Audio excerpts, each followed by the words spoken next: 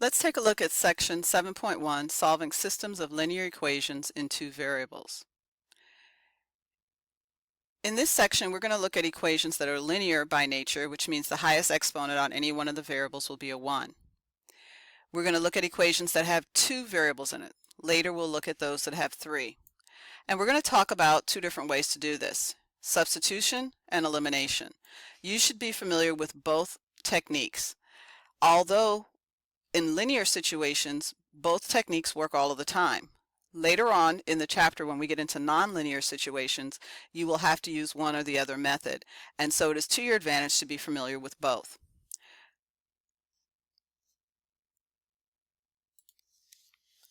Let's take a look, for example, at this system. System simply means that you're going to have two or more equations that you are solving simultaneously. So we want to come up with a solution that satisfies both of these. Can you think of a number for x and a number for y that would be true for each one of these equations? 3 and 2 would work.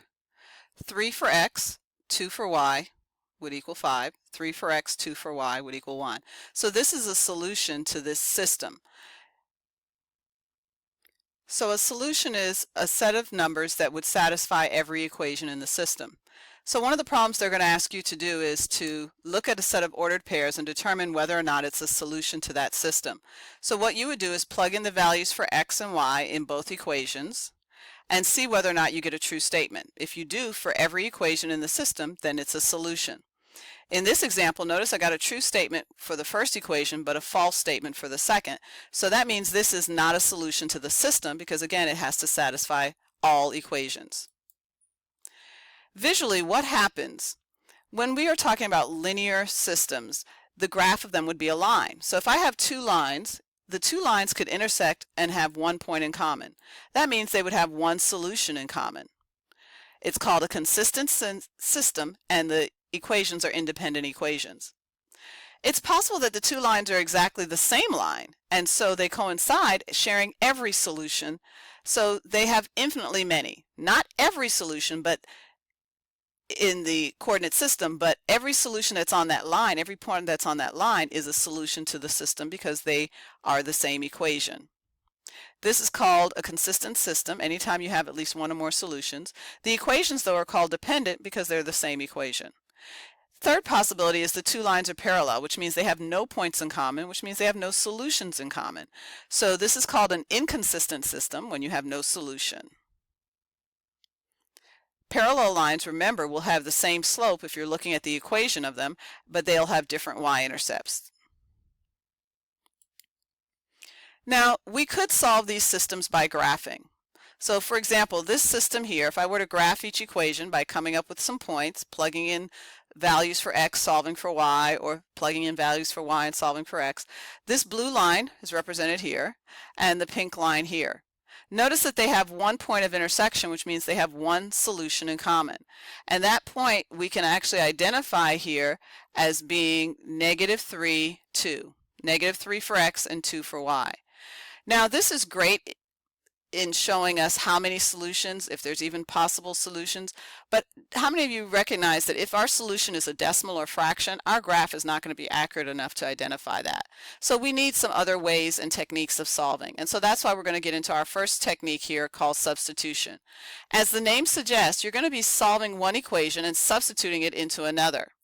Now, I think this method works best when at least one of the variables has a coefficient of +1 or -1, because it makes it easier to solve for that particular variable.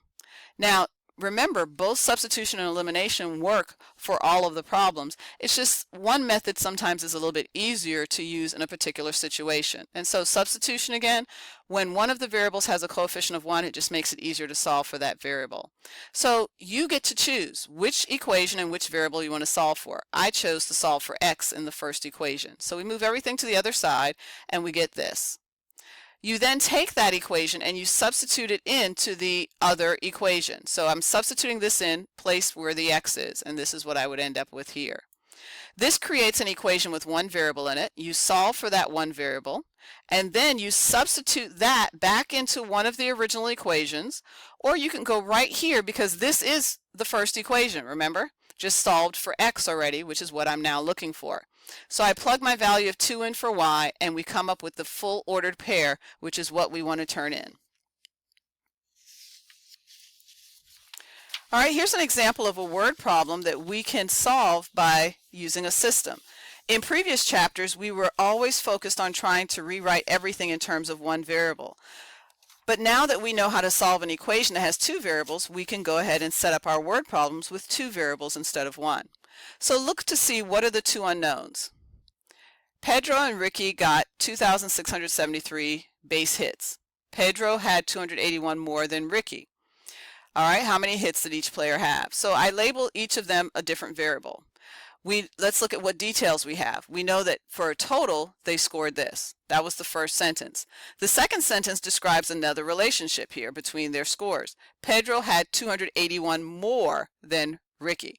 So if this X is Pedro, remember, his score is 281 more than what Ricky had. So 281 plus Y. So here's my system to solve. Again, we're using substitution, so we would have solved one equation for one of the letters. Well, that's already done here with this. So what we're going to do is take this equation here and substitute it into the first one. So notice we're replacing the x in the first equation with y plus 281. Bring down the other y and the 2,673. Solving now for y, we end up with y equal this. We then take that and plug it back into one of the original. It doesn't matter which one, you'll get the same answer. And we come up with x is equal to 1,477. It's good to label who's x and who's y so that now you can answer the question. Pedro had this many, Ricky had this many. All right, let's take a look at the second method called elimination. As the name suggests, you're going to be trying to eliminate one of the variables so that you can then solve for the remaining variable. Now, in order to use this technique, we want to make sure that our problem is set up in standard form. That means we have the x's and the y's on one side and the constant on the other side. Remember, standard form being the ax plus by equals c. And the reason we want to do this is because after we in the process of trying to eliminate one of the variables, we're going to be adding the two equations together, and we want like terms to be up on top of one another so that we can combine them. So here's your decision. Decide which variable you want to eliminate. It doesn't matter which one you choose, it's up to you. Once you make your decision, I chose to eliminate x. Once you make your decision, now think of what multiple do these coefficients go into evenly, 8 and 5, because I want to build them up to be the same number but opposite in sign. So the first common multiple I could think of for 8 and 5 is 40. So I'm going to build these up so that one of them is a positive 40 and one of them is a negative 40. Again, choice. It doesn't matter which one you decide to make what. So I chose to make the top one a negative 40. So I multiplied everything in the top equation by 5. Everything, both sides. And the second equation, I'd need to multiply everything by 8 to make this a 40. Once you do that, you then add the two equations together, and we end up with y equals 9. At this point, we are going to now substitute. You say, well, wait a minute, this is elimination. True. But once we get the answer for one letter, you always substitute it back into one of the original equations and solve for the remaining letter. So here's the full ordered pair. X is 6, y is 9. So once again, you are trying to eliminate a letter. You do so by building them up to be the same coefficient but opposite in sign. So like if I was going to eliminate the y's in this example, I would need to build the 6 and 7 up to a common multiple of 42. I would need one of them to be a positive 42 and one to be a negative 42. So let's say I chose to multiply the top equation by negative 7, making this a positive 42, and then I would multiply the bottom equation by 6 to make this a negative 42. So you have choices in how you can use the technique. Notice again, this problem would not have been a good candidate for substitution, although it could be done and the reason I say that is because remember I said substitution works best when one of the coefficients is either a positive one or a negative one. None of these are. So that means if I had to solve for x here, I would need to move the 6y over and divide everything by 8, which would create fractions, which are a lot of fun, but if we can avoid having to work with them, we should. All right, here's another example of a word problem. So what we did here was we identified that the number of nickels and quarters is our unknown. The total value of the money is $9.10, and it tells us that she had 46 coins in all. All right, so we have x plus y, the number of coins equals 46. The value of the coins, notice we had to include the value of each piece of money. So nickels are 5 cents, quarters 25 cents, the total value $9.10. I chose to use elimination just to show you another problem with that.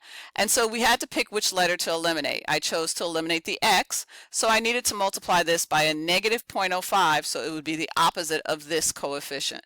So we multiplied everything in the first equation by negative 0.05, and this is what we got. Copied the second equation over as is, and then add. So once you decide which letter to eliminate, you multiply by what's necessary, and then you add the two equations together. So this ended up giving us y equals 34. We then, remember, substitute it back into one of the original, doesn't matter which one, and we end up with the x value of 12. Looking back at what I labeled, that represents 12 nickels and 34 quarters.